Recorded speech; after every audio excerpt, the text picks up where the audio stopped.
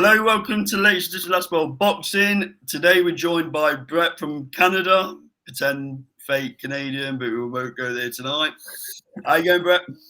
I'm doing well, mate. Thanks. Jolly good. Don't get your passport out. We don't need to see it. So this video. Which one? You got that?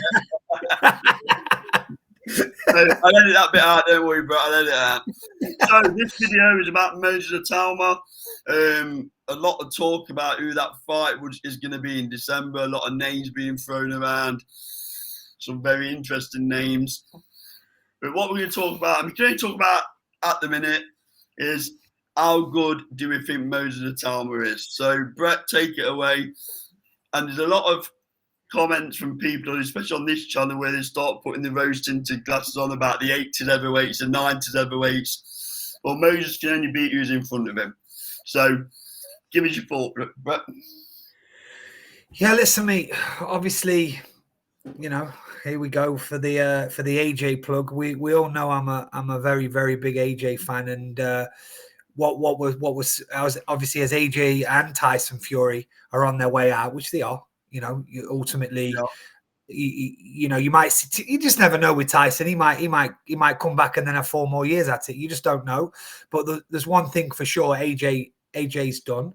So now what we're looking to do is we're looking to see who's our next big hope that can fill arenas, fill stadiums, and give us excitement. Because there's one thing for sure, and I'll tell you, Tyson and AJ have given us great nights. You know, they've given us. You know, I always give Tyson a tough time, but only just for the funny rivalry between the two.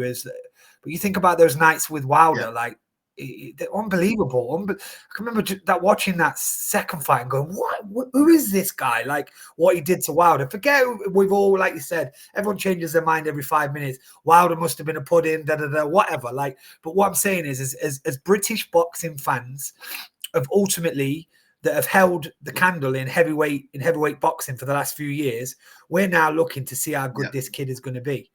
And if you go to the sparring stories, it's actually coming out in the behind the scenes of the ones that we know. There's mixed messages about sparring as well. That he can get it on the whiskers. But there's also other sparring stories which we won't go into. Some big names have touched the canvas with him as well. So, you know, he's exciting. He's starting to come out of himself a little bit, isn't he, as well? Like he's holding it almost like he's not spouting off, I'm going to do this and I'm going to do that. But he holds himself quite cool, doesn't he? I think that's a Warren effect, because it's similar to Daniel Dubois, right? I think Frank says to him, look, your personality needs to come out. Because Dubois was very quiet, wasn't it? And then all of a sudden he starts to speak a bit more, squaring up to AJ in pre-fight build-up, etc. Frank's the master at all of that, isn't he? I mean, Eddie can sell a story, which we've talked about before.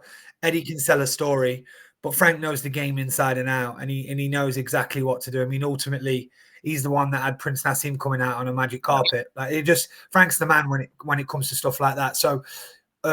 But yeah, going back to that, he's starting to look more composed in front of the camera, likable. He's humble, but then he tells them, but if they get in my way, I'm going to knock them clean out. He's not trying to rush, which is quite mature. He says if you put me in front of Usyk, if Frank puts me in front of Usyk, I'll fight him. But he's not calling Usyk out. He's not, you know, and it's not because he's scared. I think he wants the step-up fights, because we all thought the step-up fight was Dillian Whyte. The moment he hits him to the body, he goes downstairs with that vicious shot downstairs, and Dylan folded, and then he hit him on the top of the head. That was it. It was seconds after that it was done. So, you know, in terms of him as a fighter, I'm really, really excited.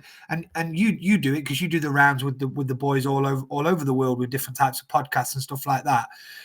I know the boys over this side of the pond that's in the States, they're quite excited about him too. They're excited about his footwork, the way he distributes his punches. But again, it all comes down to, and don't any heavyweight that gets it on the whiskers, they're all in trouble. The truth is that the North Americans would love to have a Moses Itauma over there, right? It's what they're crying out for. It'd be, I mean, let's have it right. It'd be on the front and back page of the New York Times and everything, wouldn't it, if it was American? But Well, look at what they did with Anderson. You're right, because Anderson looked the part, didn't he? He looked the part, and so they started to push him and get behind him. That's a great shot. I just think I have got a few red flags with him though. Until he gets that check and that shot on the chin, and let's see how he handles it. I mean, I hope this December fight is going to be a proper step-up fight. The names that are being thrown around, which me and you probably heard about, it would be. But he can't keep jumping in with these journeymen, can he? Dillian White's gone. We suspected he was gone before he even climbed through the ropes, right? He did a very good job at convincing us he wasn't, but he was.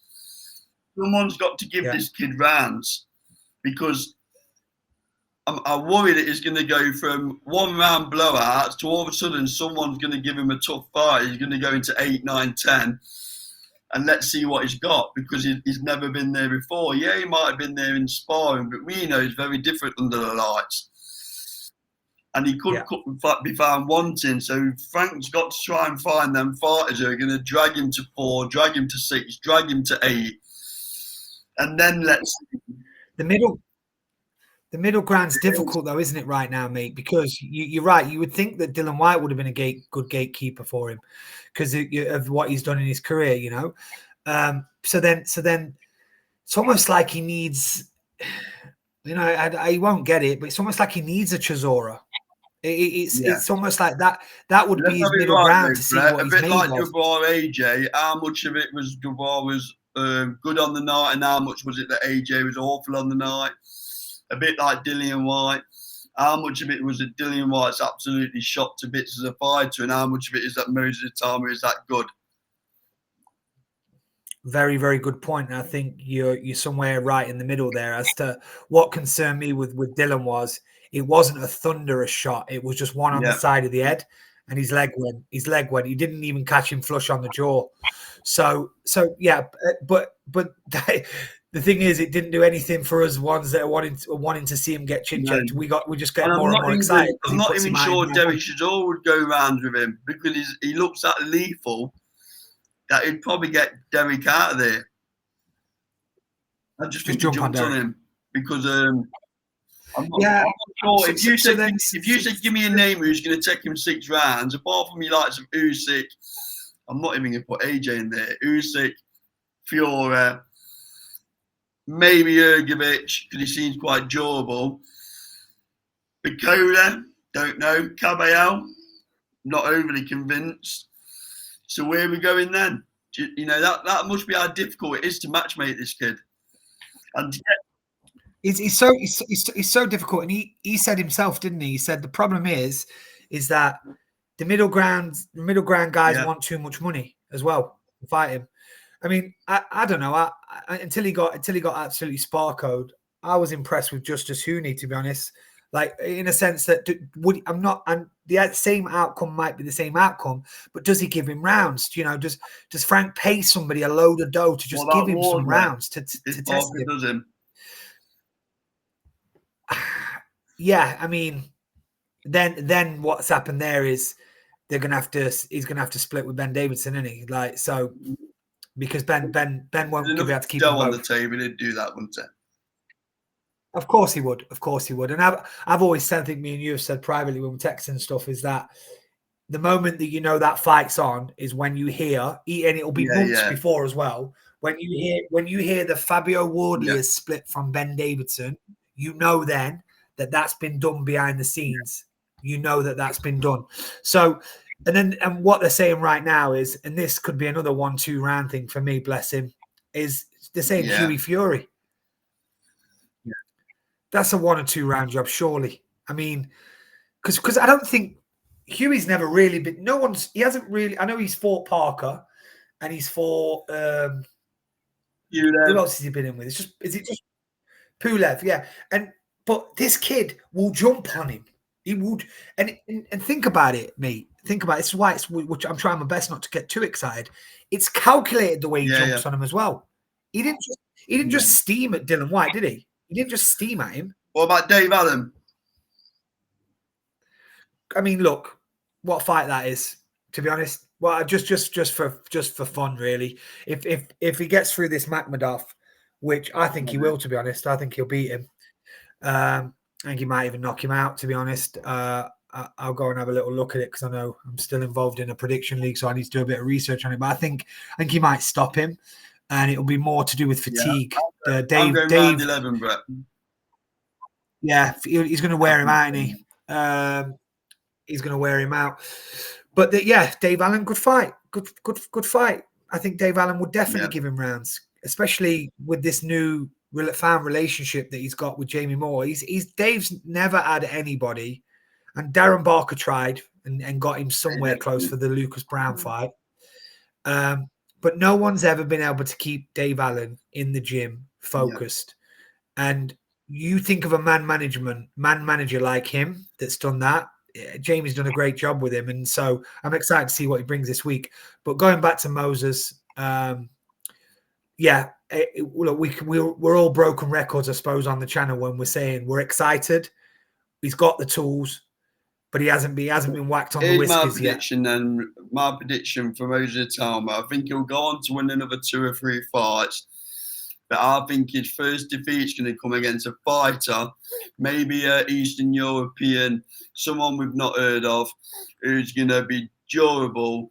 And I worry that Moses just won't have the answers or the key to unlock the chest when he gets dragged into 7, 8, 9. When somebody's still looking at him at 7, 8, 9, he's through the kitchen sink at him.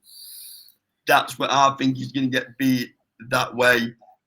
In a 3 or 4 fights, I think he'll taste defeat. There you go. I might get hammered for it, but that's just my view.